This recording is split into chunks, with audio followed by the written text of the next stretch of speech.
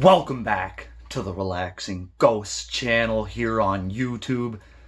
Today we got Undertaker, The Last Ride, Chapter 4 and 5, recap and review. I'm sure most of you have hopefully seen the episode by now, at least seen Chapter 5 by now, Revelations. Man, what a fitting ending to this series, I must say. It got a little intense there towards the end of it. Man, they did this thing pretty well. I'll say that. So the last two episodes of this series really cover Undertaker's last 2 years in the WWE, which have only been a handful of matches. They cover the Goldberg match, and then his intense match at Extreme Rules 2019, the tag team match with Roman Reigns versus Shane McMahon and Drew McIntyre. I'm not gonna, sit here and go blow by blow of every single thing that happened in these episodes, but I'm going to cover the major things. After that Extreme Rules match, Undertaker was probably the most satisfied he'd been in years. And after the match, he goes backstage, he tells Vince McMahon, "I'm done. That's it." And Vince McMahon says, "I'll follow your lead." Going back to that Super Showdown match, super letdown. Goldberg and Taker, it could have been this once-in-a-lifetime dream match, as Taker kind of described it. If you've seen the reviews and reactions and the overall appeal, to Goldberg and The Undertaker, you would know that is probably one of those dream matches we never thought we'd see happen. Then we got to the match in Saudi Arabia. It definitely did not deliver. I'll give them this. The first half of that match was good. It was getting good. Goldberg concussed himself, busted himself wide open on a missed spear attempt into the ring post. Almost drops Undertaker on his head, delivering a jackhammer of some sort. Chokeslam, barely gets up Goldberg, and Undertaker looks PO'd after that match. Like I said, the Extreme Rules match, Undertaker couldn't have left on a better match if that's when he truly decided to retire. And then we get to Chapter 5, Revelation. Now, during this whole episode, Undertaker is kind of insinuating that he is going to retire. This is it for him. He's done. And I'll give my thoughts on the end of that, but if he truly is deciding to retire after that Boneyard match, I got no problem with that. I got no problem with that at all. Undertaker has had one of the most legendary careers of all time, out of anybody.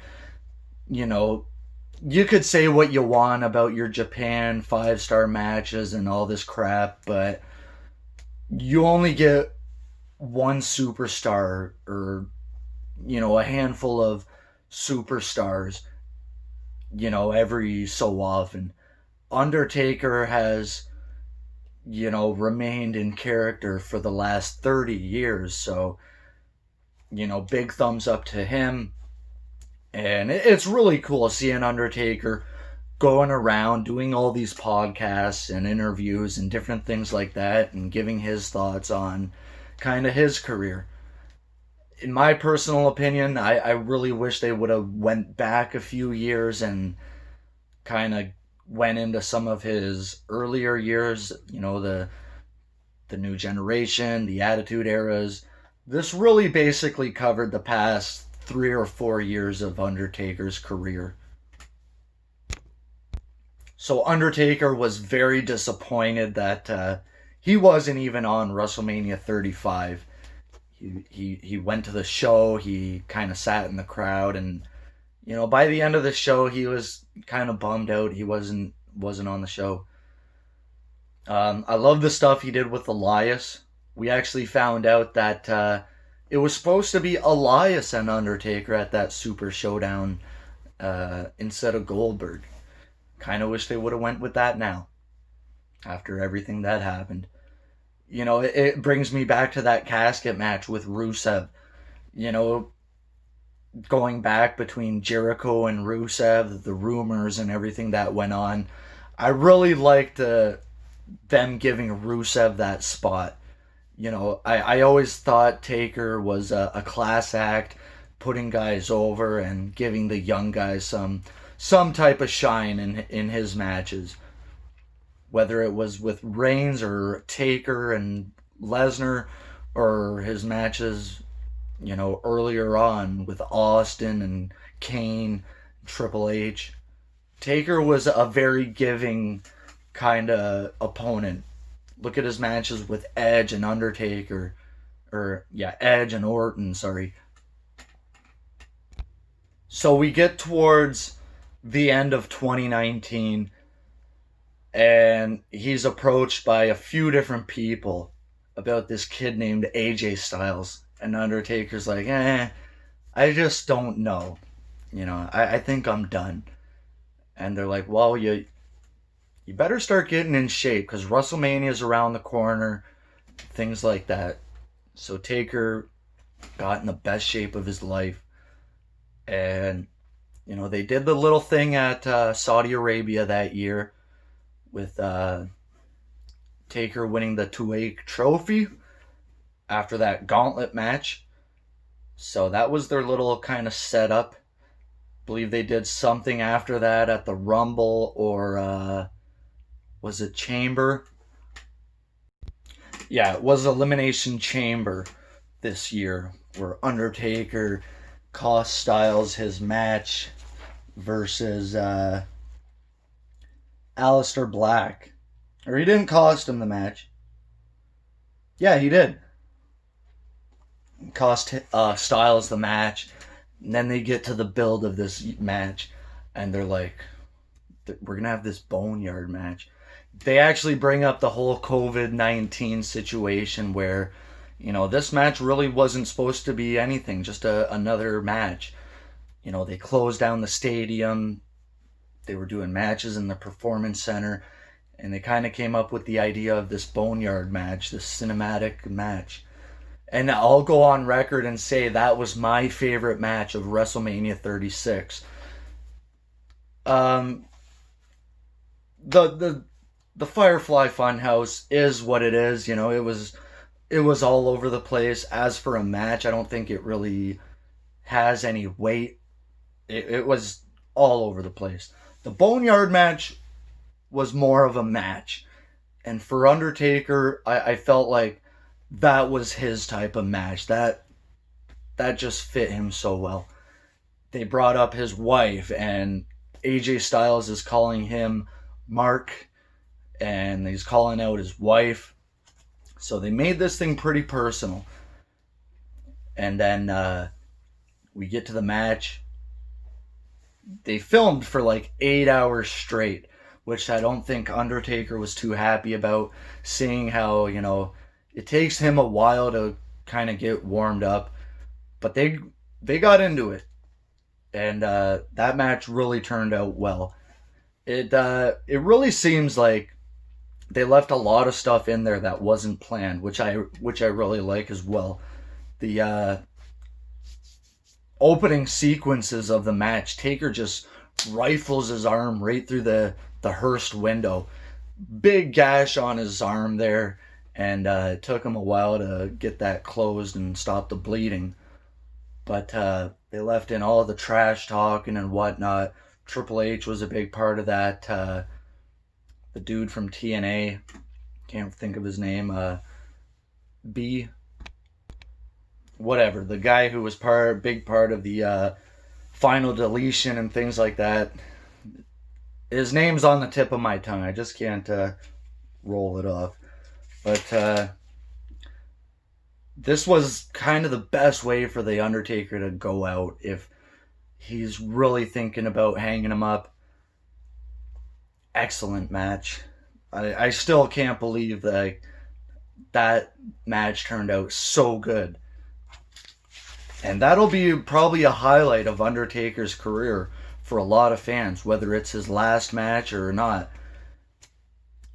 For me personally, I'm going to highly recommend you guys check out this series. All 5 episodes. There is a bit of a down point there in episodes 3 and 4, but the first couple episodes and episode 5, you definitely want to check them out. Do I personally think Undertaker is going to be retired?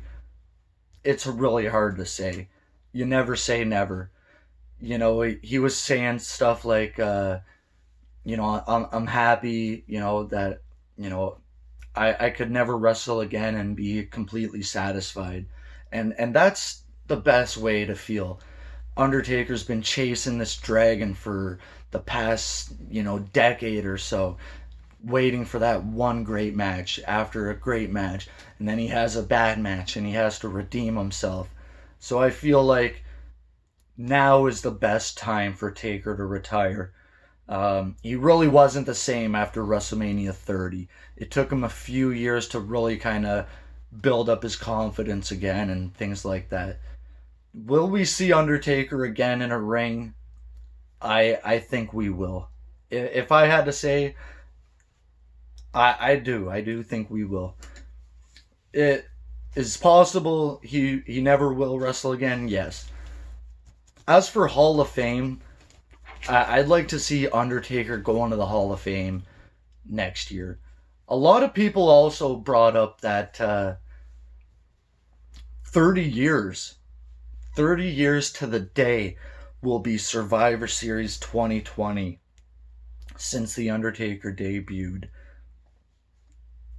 If it's possible to run an arena show by Survivor Series with fans, real fans, not like this BS they got right now, with real fans in attendance and Undertaker's able to make a one last shot, I'd say do it. If not, I'm happy with the way Undertaker's career turned out. 30 years is a long time to be in the ring, putting on matches night after night. Undertaker had a long history of injuries. So with that said, I do think Taker will possibly headline WrestleMania 37's Hall of Fame ceremony.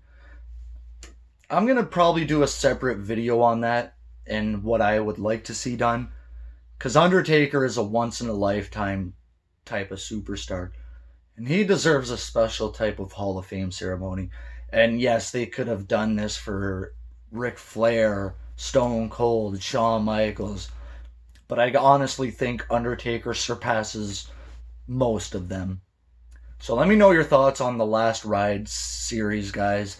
As always, we'll talk to you later. Peace.